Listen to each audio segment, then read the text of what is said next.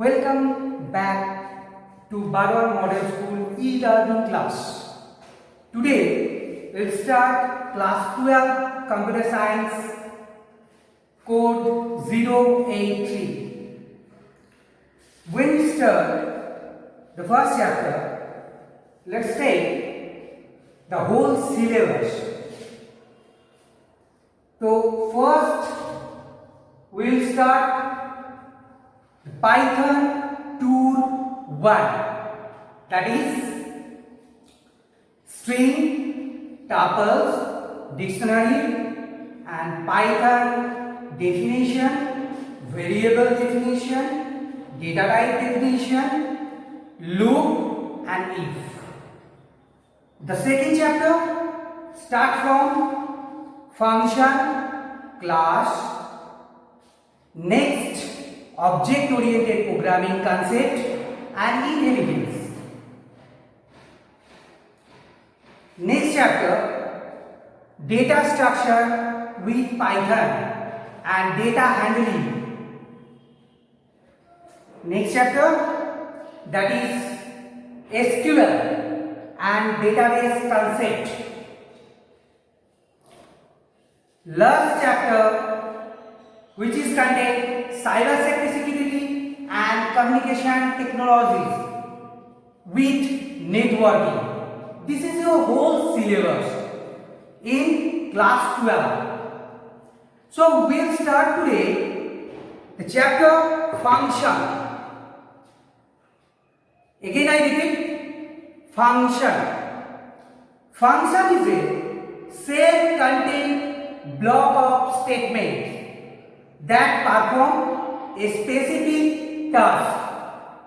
Again I repeat, function is a self-contained block of statements that perform a specific task. Here we found the main keyword self-contained block and statements, and another is perform a specific task. So what is block? This is called a block. This is also called a block. Suppose it is block A, block B. Now this block is for addition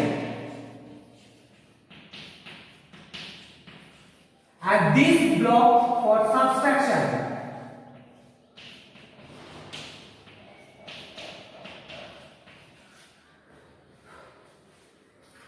Whenever, suppose this is our general block, whenever we need the addition result or add 2 or 3 numbers, then we clock this block, then we call this block, and when we need subtraction, then we call this block. Whenever we need again we need the addition block, then this time we call again this addition block. So this is called block. Look at here, this addition block only for the addition purpose and this subtraction block is for only for subtraction purpose. So that's why it is called specific task. Self-contained. Why it is called self-contained? Self-contained because wherever we require this block, we call them with proper parameter and arguments. Later on we discuss the parameter and arguments chapter or content. So this is the use of function, and Python interpreter execute Python code from top to bottom sequentially. Top to bottom sequentially it can execute. In Python, function can be categorized into 3 ways. Number 1, module. Number 2, built-in. Number 3, user defined function. These are the main important part of a function. The first one module, second one built-in, and third one user-defined. What is module? Suppose we know that the Python program saved as .py. Suppose this block saved a.py. Now this a.py, whenever we require, we call this file. We call this file only. So this file are called actually module. So module definition. Module is a file that contains Python statement and definition. Module provides reusability of code. Modules are useful to break down large programs into small, manageable and organized files. So these are the advantages of module. Now how can we use module in a program? There are two ways. To use module. One of them are import, another of them are from. Again I repeat, import and from. Now suppose there will be a math module. So in math module we find pi, which value is around 3.14. Okay, it already defined in math module. And also the power function and exponential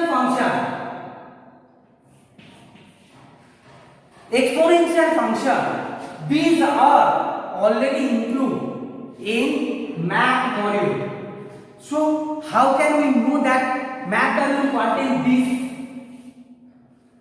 Let's take an example. Suppose import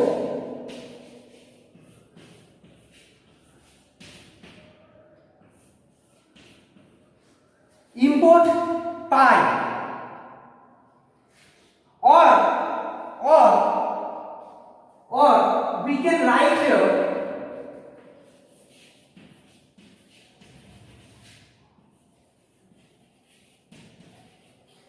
from math import pi. Okay, now here we write print.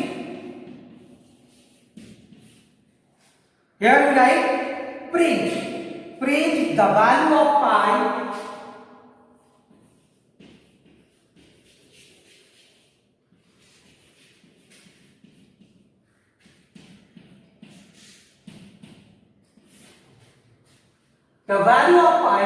pi. So here the output will be the value of pi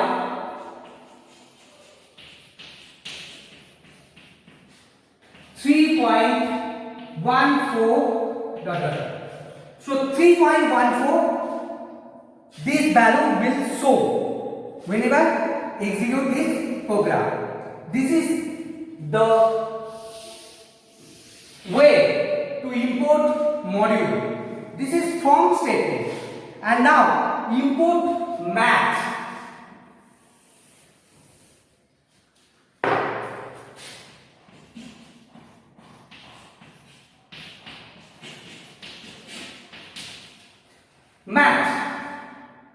So whenever we write this statement, then it also displays the value of 3.14.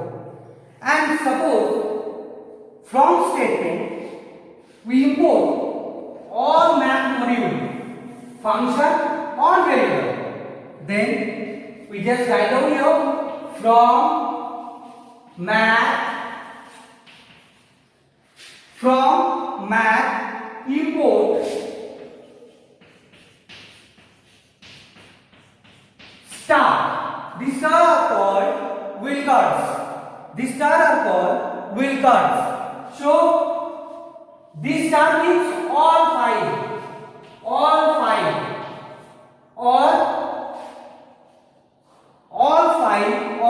directly. All five are directly. Now in that way, we also found a random module. Random module.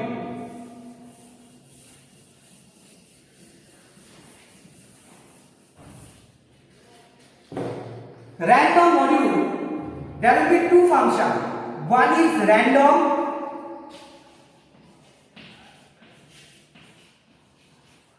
dot random range.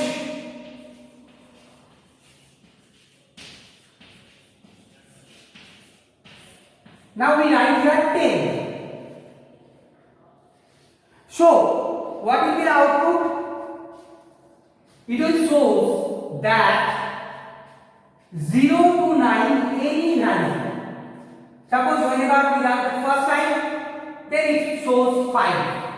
Whenever it's run the second time, it shows suppose 6, 7 in that way. But it starts from 0. Again, the another random module function is random dot random inch.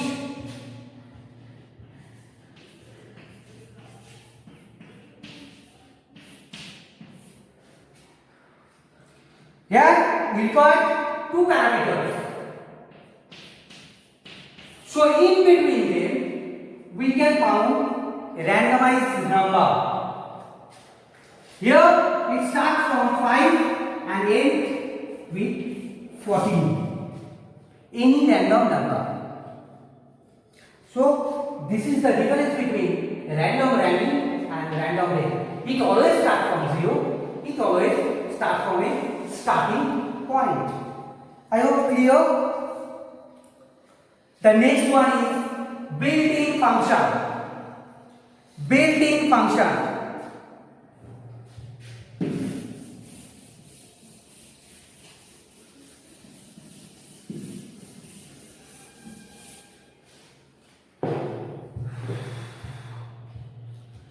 Built-in function are the functions that are built into Python and can be accessed by a programmer.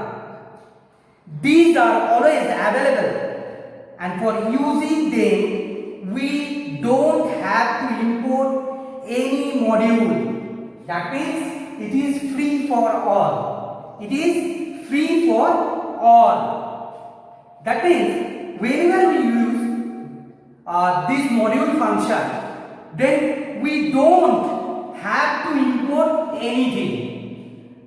For example, there is a function of absolute.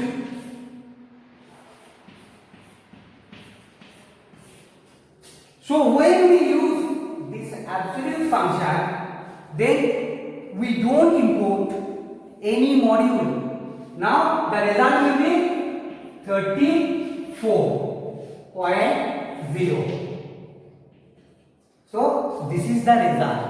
So we don't import any module name. Here we don't write here, over here import random or import map, etc., etc. These are the built-in functions. Lots of built-in functions are there: absolute, maximum, minimum, compare, length, range, round, etc. Okay, these are the functions. Okay. So the next part will be very important: user-defined function.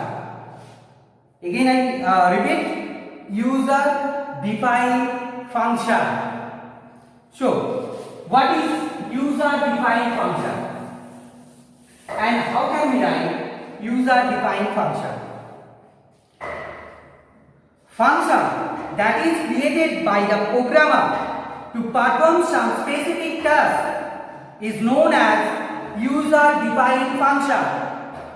Again I repeat, function that is created by the programmer function that is created by the programmer to perform some specific task is known as user defined function.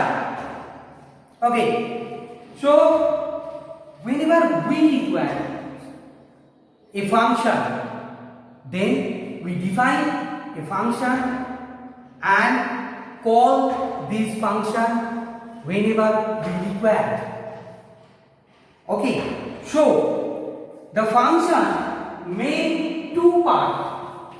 A user defined function has two main parts. One, function defined. Another, function called. These two parts are main important part for the user defined function. Anyone else said, or suppose we forget to define a function, then it is not executed. Suppose we define a function but not call, then it can't execute. Let's take an example. So first, user defined function syntax. First, user defined function syntax. First we write def, definition. Def means definition. Next, function name.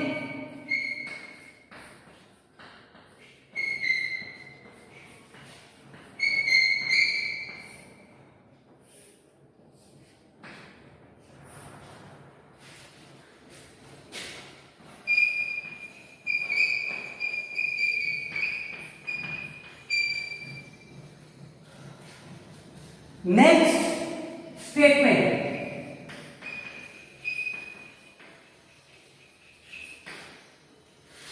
And here we can use document string.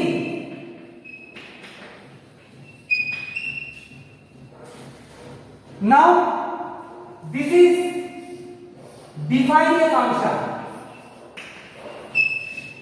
Now, calling a function, just we write the function name and parameters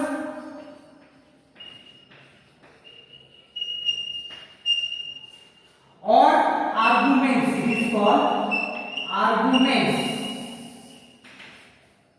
It is actually whenever we call a function, then this portion is called arguments and this portion is called parameter. A function main identification is these parentheses. These parentheses, first parenthesis is main identification of a function. Function name. What will you write? Any variable name is a function name. Like if we write here a, this is the function name. But whenever we write here a, then we must write here also a. That means function name should be same this position, calling and definition. Okay. But in calling, don't write this def. In calling here we don't write the def, and also we don't write this statement and document string. Document string means what we are doing in function. What we are doing in function. What purpose the function is used, we write in document string. And statement like if condition, while loop, list, tuple, string. Okay, these are dictionary also. These are the statements. Clear? Let's take an example of a function.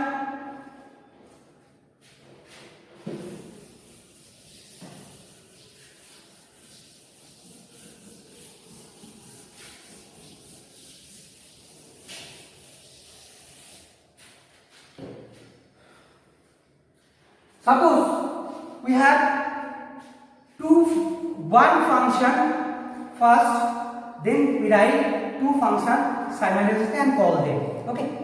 So first of all, we write a function def BMS.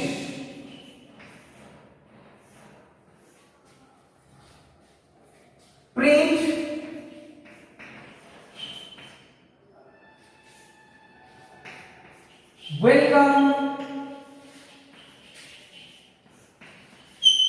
welcome to BMS e-learning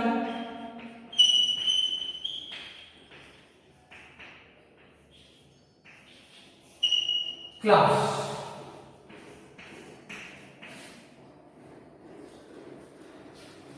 Okay, you just write this is the statement and this is the function definition. Now, whenever you require this call this function or we require to see the output of the function, then we call, just we write here BMS. That's all. This is the definition part and this is the calling part. I hope you all understand that this is the definition part and this is the calling part. Now we enter parameter and arguments part. Parameter and arguments part.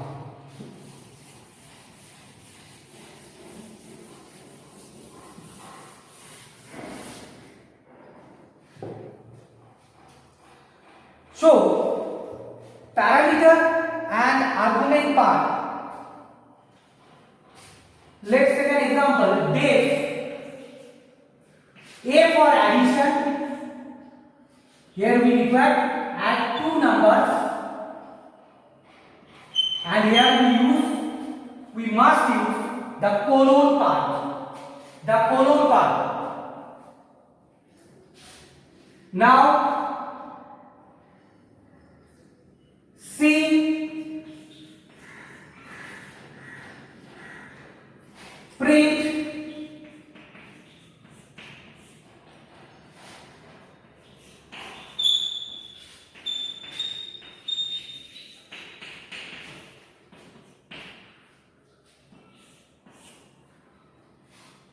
return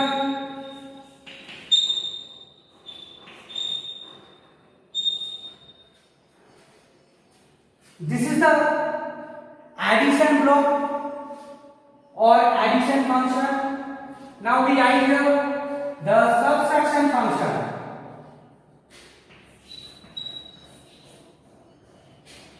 Subtraction for S.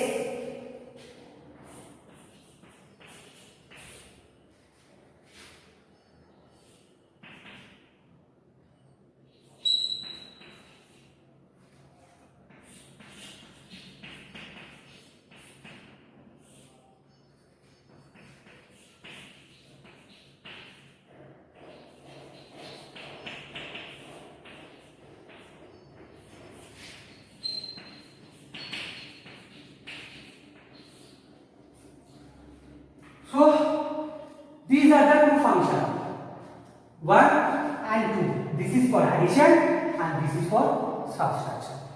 Now we call this function print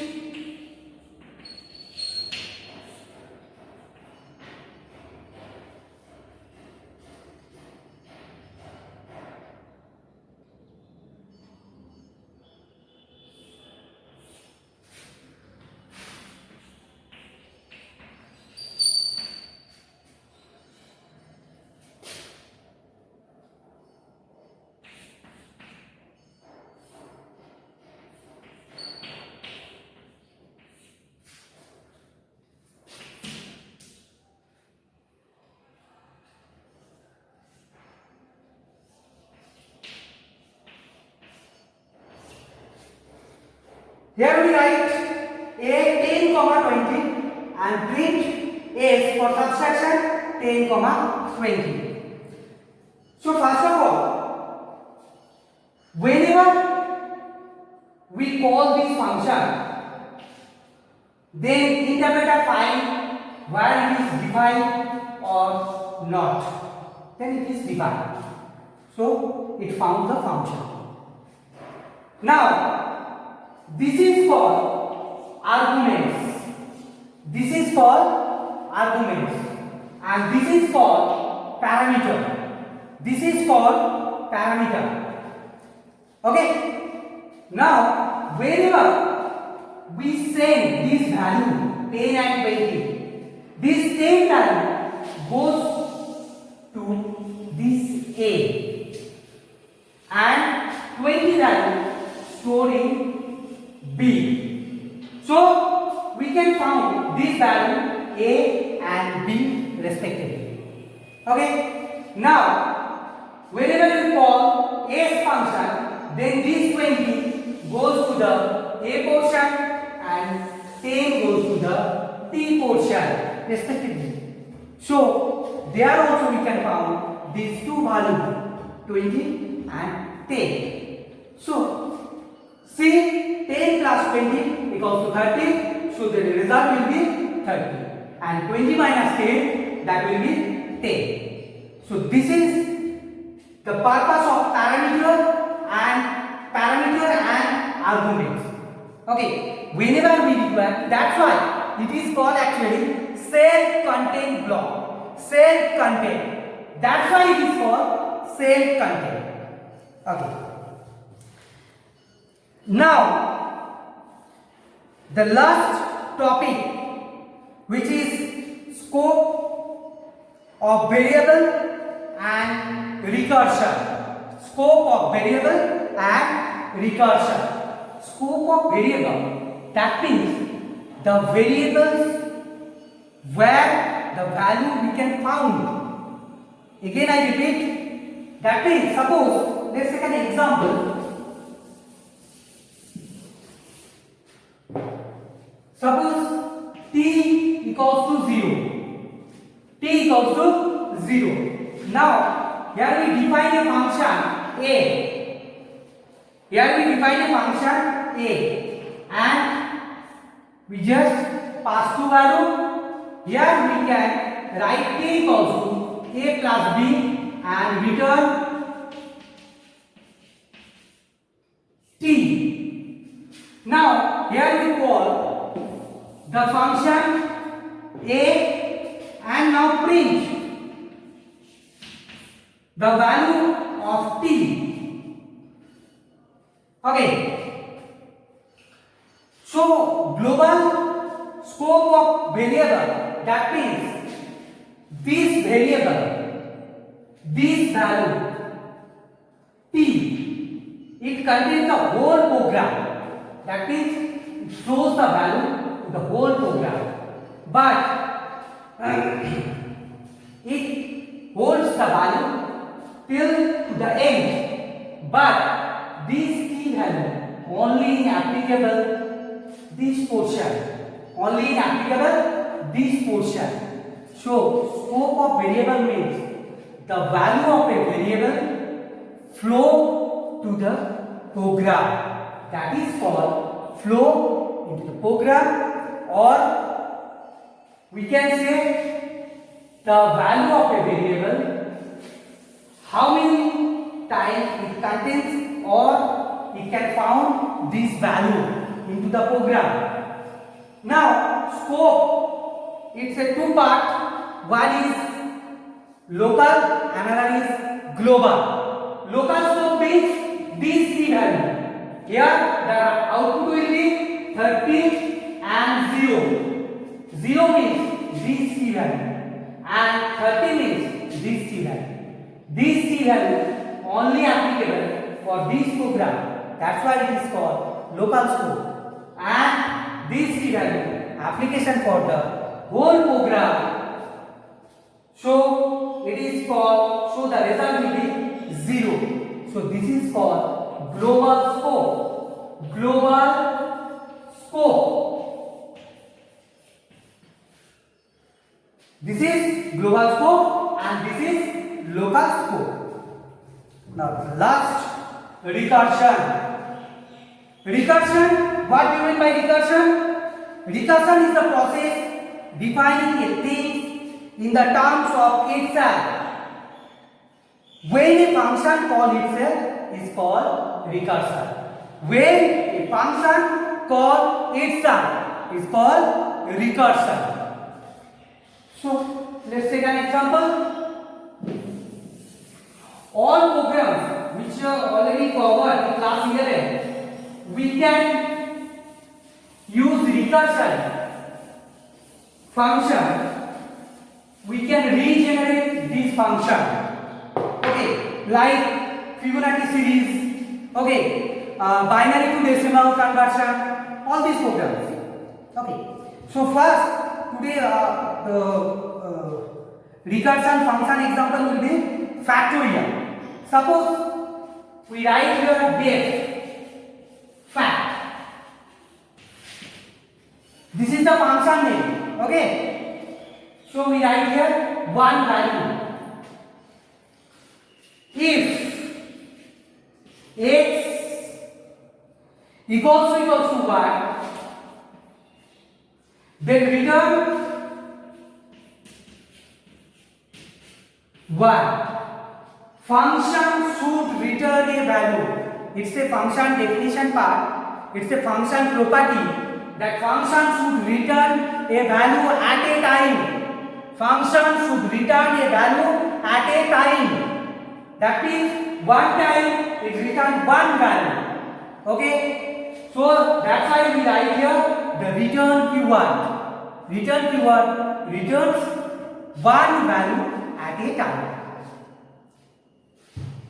Now, else, if part, else part.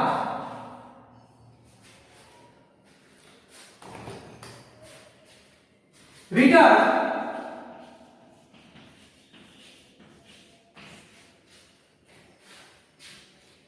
x star fact. Next, x minus y.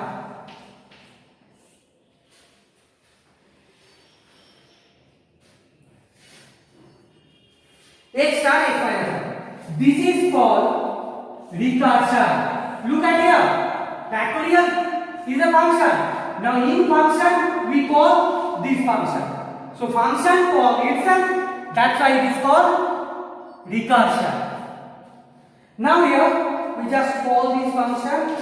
Let's num equals to int input. Enter number. Okay, this is for input a number. If number greater than equals to 1, if number greater than equals to 1, then it will be print